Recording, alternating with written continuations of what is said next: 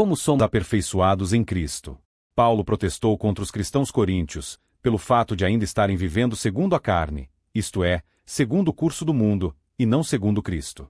Isto era um fato impeditivo para que pudesse compartilhar com eles em espírito, num só espírito, as coisas espirituais, celestiais e divinas.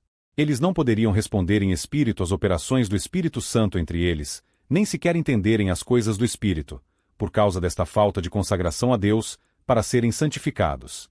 Eles ficavam, portanto, privados de poderem experimentar e compartilhar com os cristãos espirituais, como Paulo, da plenitude da vida espiritual que há em Cristo, e que procede dele para nós, através do Espírito, para que possamos discernir todas as coisas com conhecimento, sabedoria, amor, paciência, etc.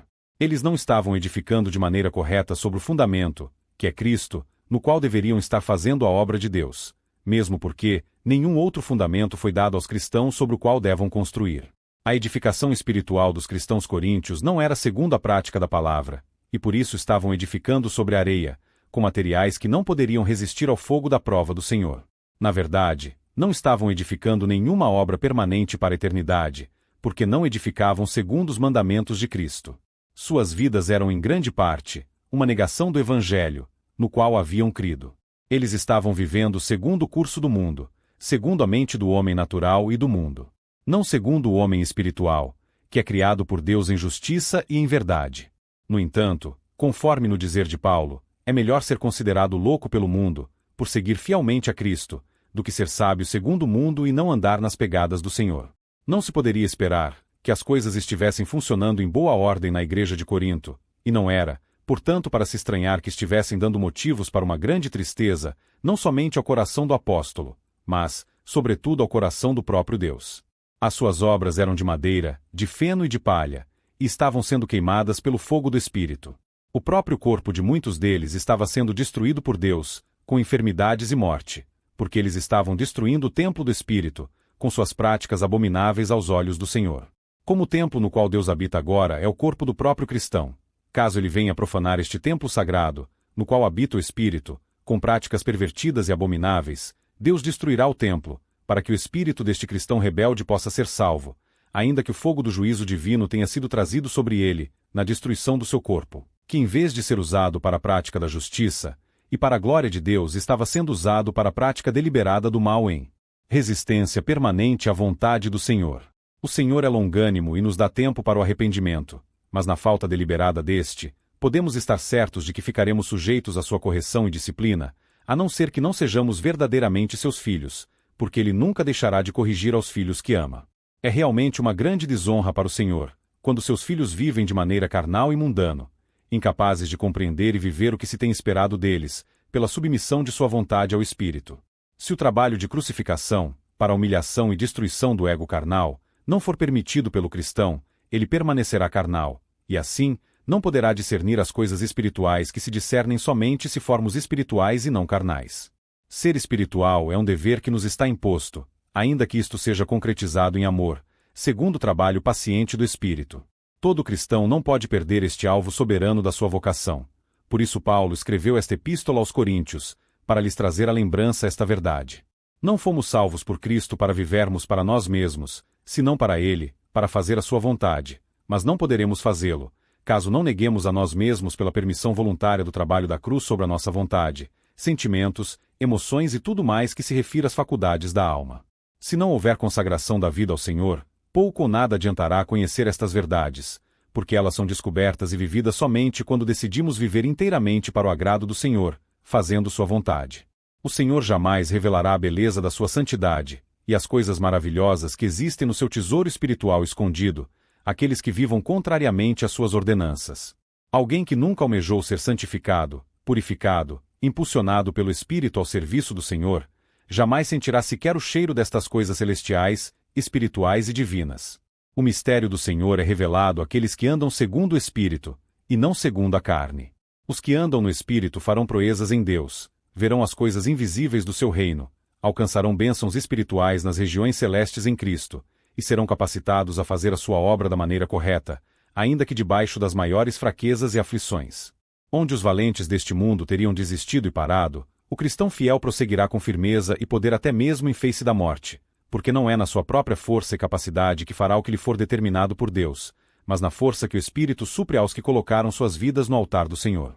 Então, crescer e amadurecer espiritualmente é um imperativo necessário para todos os cristãos, que pretendam ser achados vivendo de modo agradável a Deus.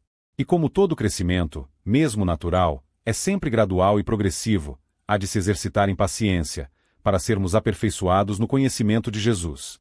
Não há, portanto, como se queimar etapas neste crescimento que é feito em um processo de santificação que demanda tempo para o seu desenvolvimento. É neste sentido que Jesus diz que o reino do céu é tomado por esforço.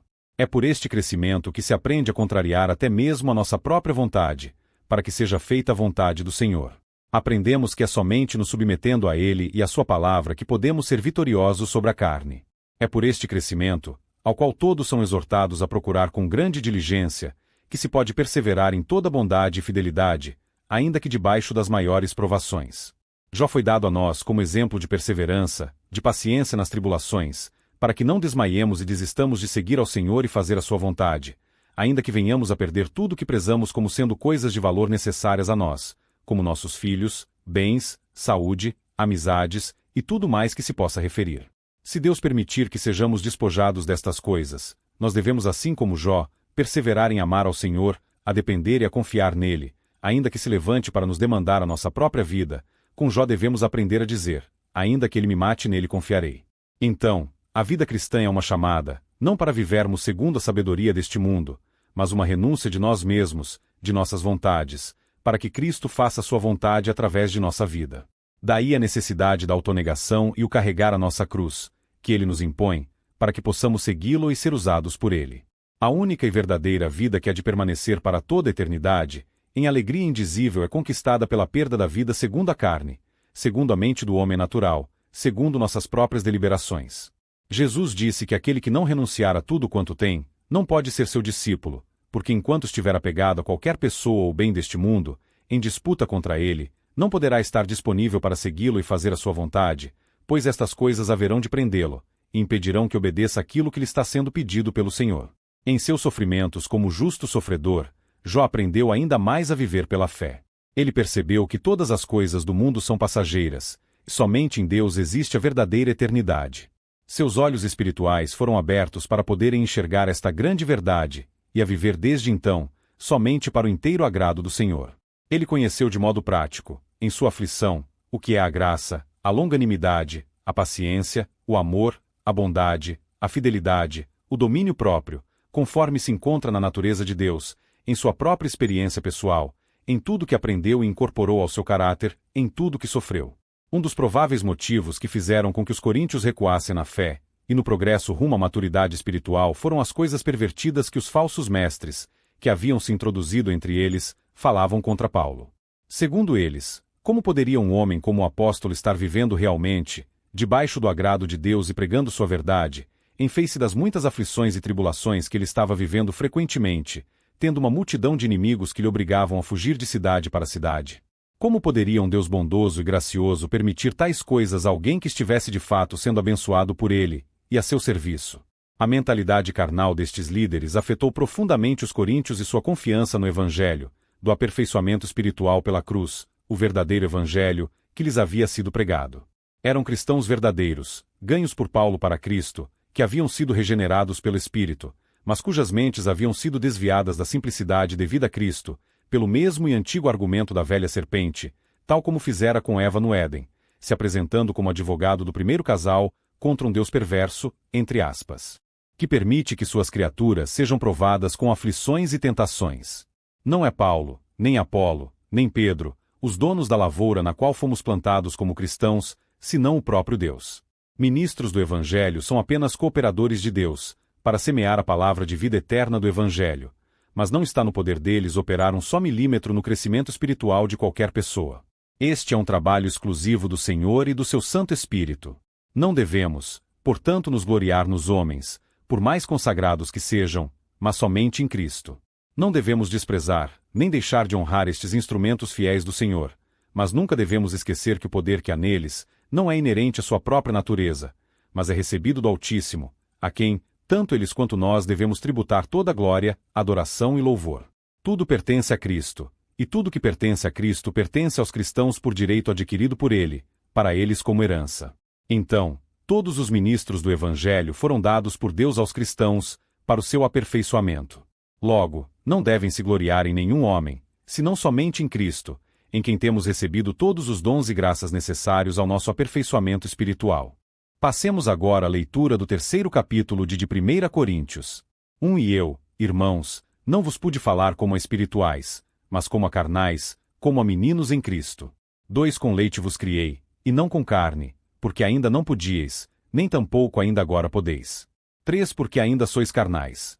Pois, havendo entre vós inveja, contendas e dissensões, não sois porventura carnais, e não andais segundo os homens. 4 Porque, dizendo um, eu sou de Paulo, e outro, eu de Apolo, porventura não sois carnais? 5 Pois, quem é Paulo, e quem é Apolo, senão ministros pelos quais crestes, e conforme o que o Senhor deu a cada um? 6 Eu plantei, Apolo regou, mas Deus deu o crescimento. 7 Por isso, nem o que planta é alguma coisa, nem o que rega, mas Deus, que dá o crescimento. 8 Ora, o que planta e o que rega são um, mas cada um receberá o seu galardão segundo o seu trabalho. 9 Porque nós somos cooperadores de Deus. Vós sois lavoura de Deus e edifício de Deus. 10 Segundo a graça de Deus que me foi dada, pus eu, como sábio arquiteto, o fundamento, e outro edifica sobre ele. Mas veja cada um como edifica sobre ele. 11 Porque ninguém pode pôr outro fundamento além do que já está posto, o qual é Jesus Cristo. 12 Se alguém sobre este fundamento formar um edifício de ouro, prata, pedras preciosas, madeira, feno, palha. 13 A obra de cada um se manifestará. Na verdade o dia declarará, porque pelo fogo será descoberta, e o fogo provará qual seja a obra de cada um. 14 Se a obra que alguém edificou nessa parte permanecer, esse receberá galardão. 15 Se a obra de alguém se queimar, sofrerá detrimento, mas o tal será salvo, todavia como pelo fogo. 16 Não sabeis vós que sois o templo de Deus e que o Espírito de Deus habita em vós? 17 Se alguém destruir o templo de Deus, Deus o destruirá, porque o templo de Deus, que sois vós, é santo. 18 Ninguém se engane a si mesmo. Se alguém dentre vós se tem por sábio neste mundo, faça-se louco para ser sábio. 19 Porque a sabedoria deste mundo é loucura diante de Deus, pois está escrito, ele apanha os sábios na sua própria astúcia. 20 Outra vez, o Senhor conhece os pensamentos dos sábios, que são vãos. 21 Portanto, ninguém se glorie nos homens, porque tudo é vosso. 22 Seja Paulo, seja Apolo, seja Cefas, seja o mundo, seja a vida, seja a morte, seja o presente, seja o futuro, tudo é vosso. 23 E vós de Cristo, e Cristo de Deus.